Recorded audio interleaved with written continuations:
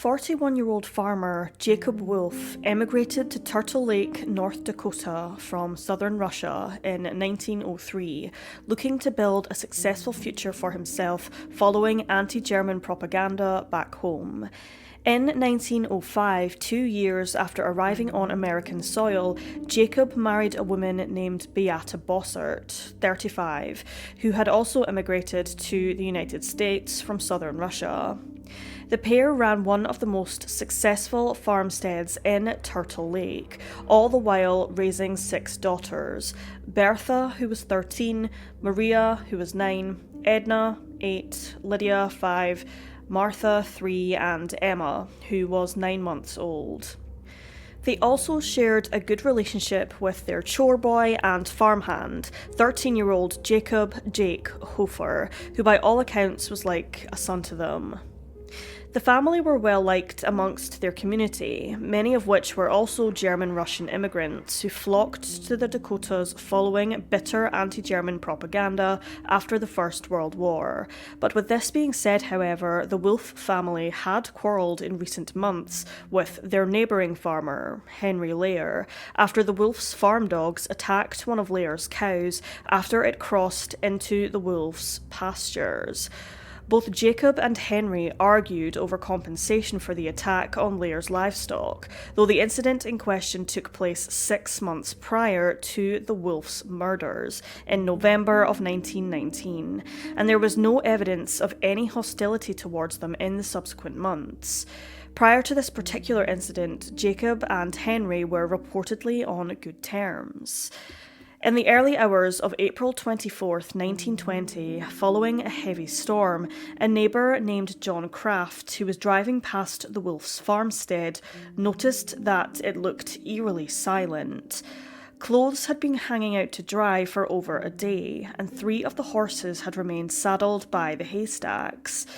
The Wolfs normally carried out numerous chores across the farm throughout the day, and yet nobody appeared to be around. Up until this point, life carried on as normal, with farm duties having been carried out as usual. Both Jacob and Beata had celebrated their birthdays just a week prior, and Jacob had even arranged to purchase a drill press on April 22nd, though he had unusually failed to collect it. John returned to his home and informed his wife of the strange silence at the Wolf's farm, and the pair then made their way back to the farm to see what was going on. Upon their arrival, all that was heard was the crying of a child, but nothing more. Scouring the exterior of the property, the Crafts stumbled upon the bodies of Jacob, Maria, and Edna in the barn. Jacob had sustained a large, gaping wound in his back. He had been shot twice, once from further afield, the second from close range. The wound was several inches in diameter, and had even ripped 3 ribs from Jacob's spine. The bodies of 10-year-old Maria and 8-year-old Edna were discovered in the barn, with both girls lying underneath some hay and a pile of dirt. Both had been shot in the back of the head, once again at close range, their hair and skin covered in gunpowder. The Crafts then entered the Wolf's home through the kitchen, and were left immediately shocked when they discovered a trail of blood on the floor, leading towards the cellar door. With bated breath, the couple walked down into the cellar, only to be met with a gruesome scene. Mother Beata Wolf was the first corpse to meet their eyes. She had suffered a gunshot wound to the back, which had been within close range, similarly to her husband. Beside her was their eldest daughter, Bertha, who had also suffered a gunshot wound to the face. She also appeared to have injuries sustained by a hatchet or similar object. Young Lydia also appeared to have sustained hatchet wounds to her body, though she had also been shot within close range behind her left ear. Martha was the only one who had not been shot. However, she had suffered a fatal beating, with the perpetrator having used the broadside of the hatchet's blade to beat her to death. The fifth body to lie within the cellar was the family's farmhand, Jacob Hoofer, who had been shot through the neck, fatally hitting his jugular vein. The Crafts continued to search through the property for any signs of life and found the youngest member of the family, 9-month-old Emma, crying in her crib. She hadn't been fed or changed in at least 2 days. After discovering the bodies of the Wolf family, the Crafts tried to contact the police from the landline of the Wolf's farm. However, they soon realised that the lines had been cut. As a result, the Crafts decided to take the only surviving member of the family, 9-month-old Emma, back to their home to keep her safe, in case the perpetrator was still at large. The Crafts then subsequently contacted Washburn police, telling them about the horrific scenes at the Wolf's farmstead. When authorities arrived at the farm, they were met with a grisly sight. The bodies were examined by investigators, and they managed to determine that the murders had taken place approximately 48 hours prior, most likely on April 22nd, 1920. When investigators scoured the crime scene and started collecting evidence, they did notice a number of things which struck them as being rather odd. As previously mentioned, the phone lines had been cut, and the reasons why were unclear. According to a number of German newspapers who reported on the murders at the time, the bodies of both 13-year-olds Bertha and Jacob Hoofer were found wearing gloves. We don't know if this particular piece of information is true or not, though if both teens were found wearing gloves, it means that they possibly had encountered the perpetrator not long after coming in from working in the fields, or perhaps doing some chores. Bertha and Jacob were believed to have been killed in the kitchen before their bodies were dragged down to the cellar and dumped there, though only one large pool of blood was discovered on the kitchen floor, leaving many to believe Jacob may have been the only one killed in that particular location. The presence of blood spatters on the cellar walls indicated that Beata, Lydia, and Martha were killed there, and possibly Bertha as well. Whilst the police scoured the property to look for clues or any evidence, they uncovered the hatchet, which was used to kill several members of the Wolf family, as well as some bloody rags and overalls, which were hidden within the kitchen. Police believed that the overalls were used in an attempt to clean the floor, and that these particular overalls had actually belonged to Jacob Wolf. Evidence indicated that Jacob had been shot and killed in the yard before his body was dragged into the barn and covered with hay, similarly to 2 of his daughters who lay dead beside him. Authorities were able to trace Maria and Edna's footsteps through the house, their trail suddenly ending at a window. Because of this, authorities believed that the sisters escaped through the window in order to flee from the perpetrator. They attempted to hide in the barn beneath a stack of hay. However, they were eventually discovered and shot in the back of the head from point-blank range. An auctioneer going by the name of E.N. Mayer, who was helping police investigate the crime, claimed to have uncovered the gun, believed to have been the murder weapon, in a pond, just a short distance away from the property. Unfortunately, as far as tracing the weapon back to its owner or manufacturer, this was a nearly impossible task. It was not a weapon owned by the Wolf family, and despite questioning neighbours, nobody seemed to recognise the shotgun in question. Police were unable to link the weapon to anyone in the vicinity, leaving them at a loss as to who had so brutally murdered the Wolfs and Jacob Hoofer. According to a number of witness statements which were published in various German newspapers at the time, gunshots were heard on the Wolf farm at around 10 a.m. on April 22nd by a neighbour. Shots being heard was not unusual in the farming community, pest control and the like, so it wasn't a cause for concern for the neighbour who heard it. 13-year-olds Bertha and Jacob Hofer were spotted in a field not too far from the farmhouse at around 11:30 a.m.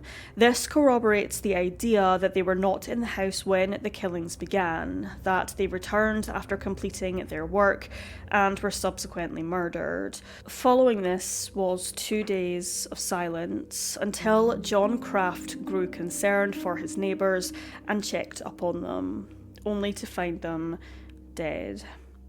It was at around this time that the police came to learn about the feud between the Wolfs and their neighbour Henry Lair over the cattle which had been bitten by one of the Wolf's dogs 6 months prior. As a result, police suspected that Henry was involved in the family massacre.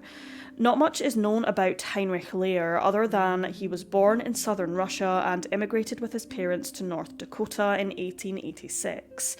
Henry then went on to marry a woman named Lydia in 1912, and similarly to Jacob Wolf, he was a farmer with his property located not too far from the Wolf steading. Henry was very much known to keep himself to himself, though he did help other local residents with the upkeep of the Wolf's farm following this horrific tragedy. As the investigation into the murders went on, Henry started to hear a lot of rumours circulating in the area that he was being considered as a suspect in this case. The sheriff had allegedly heard that Henry had spread rumours in the past about Jacob Wolf, claiming that he had sexual relations with one of the neighbour's daughters. No one was actually able to confirm whether this was fact or fiction, so many just believed it to be a wild and scandalous rumour, though this, as well as the cattle incident, was enough for some sort of feud to develop between the Lairs and the Wolfs. According to numerous reports, whilst Henry was helping with the upkeep of the Wolf's farm following the crime, he allegedly suggested to the sheriff that they should check the eggs in the chicken coop for clues. When police went to investigate, they actually found 3 12-gauge shotgun shells in the hay. Investigators allegedly had not come across these when looking in the chicken coop earlier that same day, and this caused them to become extremely suspicious of Henry. Though when questioned about this particular incident, Henry claimed that one of Beata's brothers had suggested the idea of checking the chicken coop. During the early hours of the morning following the discovery of the bodies, the county sheriff, Ole Stefferud, had been left alone at the farm whilst both of Beata's brothers and Emmanuel Hofer, who was looking after baby Emma, drove away to fetch breakfast. At around 5:30 a.m, Stefferud witnessed a man pull up to the farm in a car before glancing through the windows and walking towards the barn. Stefferud stopped the man in his tracks and spoke with him. It was Henry Lair, with one of his hands glued within one of his pockets. Yet more suspicion. It was at this time that Lair and one of Beata's brothers checked the chicken coop, and the pair discovered the shotgun shells. Stefferud then noticed that Henry no longer held his guarded hand in his pocket. News about the horrific murders quickly spread across the Dakotas, all the while a political battle was in full swing. The governor of North Dakota and the attorney general were fighting for the Republican seat, and after a week had passed and the governor, Lynn Fraser, had made no public comment regarding the gruesome murders, the attorney general, William Langer, sent some of his own investigators to help solve the crime, as the public were putting pressure on law enforcement to solve it, though Langer had an ulterior motive. He wanted to get the people on his side so that he would win the upcoming election. He visited the crime scene with the chief of police from Bismarck, a special agent for the North Pacific Railway, and a private operative for the Field Detective Agency of St. Paul. Langer even donated $1,000 to help with the investigation, whereas his political rival refused to use the state's money to help catch the killer. The public were beginning to favour Langer for his commitment. Meanwhile, the Turtle Lake community had raised over $10,000 reward money for anyone who could bring the wolf's killer or killers to justice. Despite their solidarity, the residents feared for their own lives, with many farmers staying awake at night with their shotguns in hand, fearful that the murderer was still around. The funeral for the Wolf family and for Jacob Hoofer was attended by over 2,500 people. Some had come as far as 50 miles just to be there, which was a long way to travel back in the 1920s. Rumours circulated at the funeral that Henry Lear had insisted to see the bodies of all the victims in open caskets, but according to a lot of news articles, this is inaccurate. This is due to the fact that Turtle Lake as a whole were mostly German Russians, and it was custom for them at the time to have open caskets at funerals. On May 6th, shortly after the funerals, the Wolf property, their animals, and all of their belongings were auctioned off. This seemed quite rash, considering it had been less than 3 weeks since the crime had been committed, and some potentially damning evidence could have easily been lost. Whilst Henry attended the funeral, other investigators went to his farm to conduct their own inquiries, including questioning one of his daughters. She had recalled a day in the previous week where her father had been absent for much of the morning, though she couldn't remember which day specifically. Evidence against Henry Lear was stacking up, though one could argue that the evidence was purely circumstantial. An arrest needed to be made. Pressure was mounting heavily on law enforcement to do so, and on May 12th, police arrived at Lear's farm and arrested him, believing that this circumstantial evidence was enough for them to believe that Henry had committed this heinous crime. Whilst police were driving to the station, they pulled over at the side of the road and arrested a supposed criminal, who was actually an undercover officer.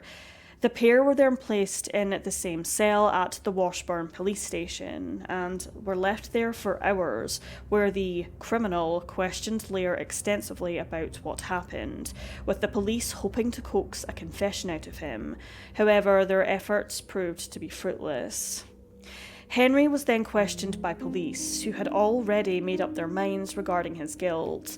They asked Henry how and why he killed the wolves, showing him crime scene images and told him to confess to his crimes repeatedly. He denied having any involvement and proclaimed his innocence throughout the interrogation, which lasted for several grueling hours. The investigators told Henry that an angry mob was waiting outside the station and told him that he would be attacked by them if he didn't confess. According to law enforcement, after hours of extensive questioning, Henry admitted to killing the Wolf family and their farmhand. However, according to Lear himself, he confessed out of fear for his own life. The officers questioning him told him that he would be safer in a jail cell and that they would keep him away from the angry residents outside of the station. In his confession, Henry stated that on Thursday, April 22nd, he had decided to finally confront Jacob Wolf and demand compensation for the injury sustained to his cattle 6 months prior.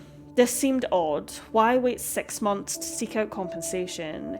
Henry claimed that he entered the Wolf's property from the north side at around 11:30.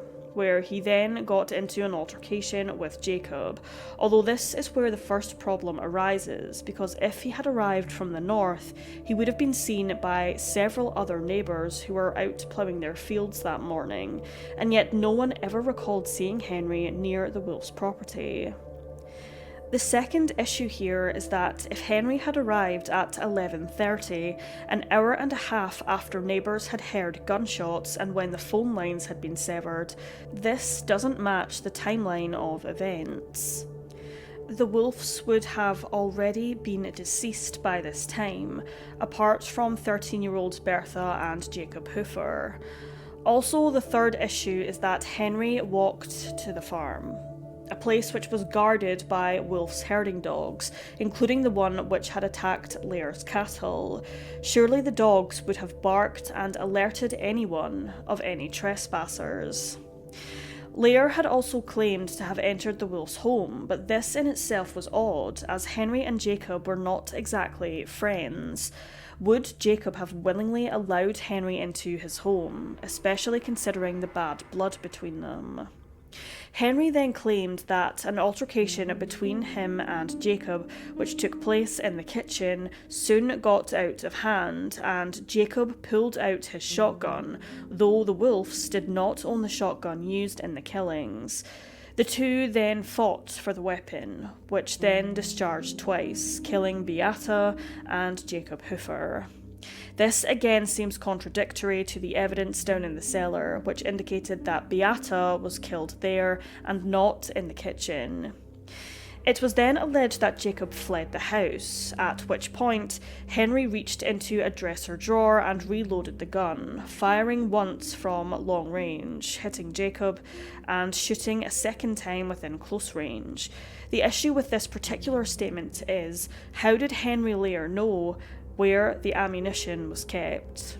Unless, of course, he saw Jacob take ammunition from the drawer at some point.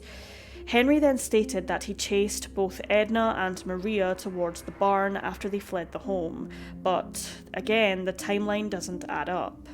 He said that he killed them instantly, with the 3 other daughters left screaming at the top of their lungs in the farmhouse. Henry then returned to the house and killed the other 3 girls in the kitchen, and then used the hatchet, subsequently disposing of the bodies down the cellar. Again, there was no evidence to support Henry's claims that the 3 daughters found in the cellar were killed in the kitchen. Henry then took Jacob's body and placed it in the barn, covering his remains with hay and dirt, just as he had done with Edna and Maria. According to Henry, he did not know Emma was in the house, as he did not enter the bedroom. This is highly unlikely. Surely if a gun was fired, Emma would have been upset and crying. He would have heard this, so why leave one silent, lone survivor? Henry's confession was riddled with inaccuracies, which simply didn't match up with the evidence found at the scene, but despite this, police believed that his confession was the truth and arrested him. Police even contradicted themselves when addressing the public on Lear's arrest, saying he was not in his right mind and that the murders had not been premeditated. Their initial theory stated that the murders were premeditated. Henry's first statement regarding his whereabouts on the day of the murders, taken on April 30th, also seemed to be completely disregarded at this point. According to him, Henry began his day as usual, ploughing the fields at around 8 a.m, working for around 4 hours up until midday. He reportedly saw someone working in the fields belonging to Jacob Wolf, ploughing between the hours of 10 and 11 a.m, but because there was such a distance between both properties, around half a mile or so, Henry couldn't exactly see who it was. He then took his lunch break between midday and 3 p.m, during which time he also cleaned the barn, and he told police that he never left the property, something which was backed up by his wife, Lydia. Henry continued ploughing from around 3 up until 7 p.m. that night. Throughout the day, Henry also spoke to neighbours who were ploughing their own fields, including a man named Joseph Mayer who lived to the south of the Laird's property. The pair had a conversation about the railroad strike, with Joseph Mayer also being told by Henry that he wanted to go into town that day, but that his children were feeling unwell. Therefore, he had to stay at home after Lydia voiced her own concerns about their sick children. Again, Lydia completely corroborated Henry's story, giving an account of the day, and she told police she knew exactly where Henry was throughout the day when he was doing chores around the farmyard and when he was ploughing the fields, and she never saw her husband leave the property once. Henry Lear was placed on trial for the murders shortly afterwards and entered a plea of guilty. The judge recommended he get a defence attorney should he plead not guilty, however Henry refused. He wanted the quickest route to being locked behind bars, guilty or not. This being a very unusual route to take, but as previously mentioned, he was in fear of his life and firmly believed that prison was the safest place for him to be after police allegedly told him an angry mob was waiting to lynch him. Henry was also allegedly physically assaulted by the officers who questioned him, leaving bruises all over his body, later corroborated by a prison doctor and a barber. He claimed, quote, "They cursed me, took my chair away from me and made me stand still until I was dizzy and faint. All this time I maintained that I was innocent and that I knew nothing of the murder. Finally, the man that I thought was the railroad detective beat me along the side of my head and took me by the hair and pulled, after which he sat down across the table from me and related to me just how the murder happened and told me what I would have to say. Then he got up, shook a billy club in my face and told me that if I would not say what he wanted, he would beat my brains out. I then gave up, started to cry, and said that I would do and say what they wanted." After being taken to prison following a guilty verdict and being given life imprisonment at hard labour, Lair asked to speak to the judge to prove his innocence, but he was not allowed to do so for weeks.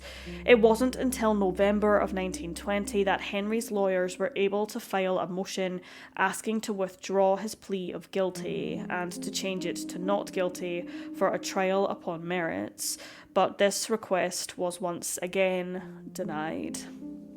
The prison doctor examined Lair a few weeks after being imprisoned, but found Henry in good physical health other than small patches of discoloration on his cheekbones. The doctor noted no bruising or swelling, though of course any bruising would have been gone by this time, as weeks had passed. The barber, however, stated that Henry looked, quote, "beat up," with bruises all over his face and swelling on the top of his head. Henry told the barber the interrogating officers beat him, and when numerous family members went to visit Henry in prison shortly after he was incarcerated, they were told that he was in, quote, "no condition to be seen." The sheriff denied any incident occurring involving his officers threatening Henry verbally and assaulting him during interrogation. They claimed that Henry confessed of his own free will after being shown the crime scene images, and being caught out after his story continued to change. Who to believe in this case is up for much debate. One of the biggest questions in this case still remains. Was Henry Lair guilty of killing the Wolfe family and their chore boy, or was someone else responsible? Who would commit such a heinous crime against a well-liked family, a family which consisted of mainly innocent children? What reason or motive would one possibly have for slaughtering an entire family and yet leaving the youngest member alive? Would a dog attacking livestock really have been enough motive to commit a murder? According to a number of sources, the cattle which had been attacked was actually sold for a good price not long after Lair was imprisoned. The damage sustained to the cow was clearly not fatal or damaging in regards to how much it was worth. Was Henry the sole perpetrator? If so, what was his true motive? If Henry was not responsible, however, who was? Law enforcement wanted the culprit to be caught quickly. Was Henry Lair simply a scapegoat, simply being in the wrong place at the wrong time? Other members of the community also carried inconsistencies in their statements. Why weren't they investigated further? Political figures wanted to open and close this case as soon as possible in order to gain support from their local constituency for the upcoming election. Was the evidence, witness statements, etc. properly evaluated? Political figures refused to help assist in a fair trial for Henry, fearing it would lose them support. Was there any physical evidence at all tying Henry Lair to the Wolfe family murders, or was he a victim to greedy politicians and corrupt police? Regardless of whether he was guilty or not, Henry Lear only spent 5 years in prison before he passed away in March of 1925 following complications as a result of surgery for appendicitis. His relationship with his wife Lydia also broke down, and the pair divorced in 1922. Lydia struggled to care for her family and subsequently sent them to an orphanage. Tragedy continued as one of the Lear children was killed in a wagon accident. One of their daughters, Blanche, returned home after her father passed away, but she suffered from anxiety and ridicule for the rest of her days. Following the tragic death of her parents and her siblings, young Emma Wolfe went to live with her aunt and uncle until they both passed away in 1933. Following this, Emma lived with a local grocer until she graduated from high school when she was 18 years old. She subsequently went on to marry and had 3 children, living a full and happy life. She passed away at the age of 84 in 2003. According to numerous sources, the farm belonging to the Wolfe family still exists, though a windmill is all that remains of the original structure. According to Vernon Keel, who wrote a book about the Wolfe family murders, key evidence in this case was not kept. Therefore, we will probably never know who committed this heinous and despicable crime. After a century, it is still unclear whether Henry Lear was truly responsible for this crime or not. If he was innocent, he suffered major injustice. His family also suffered significantly following his incarceration, and the remaining Wolfe and Bossert families struggled to come to terms with their own loss. If Henry was innocent, the killer or killers of the Wolfes, after a century, have never been brought to justice, and tragically, most likely, never will be.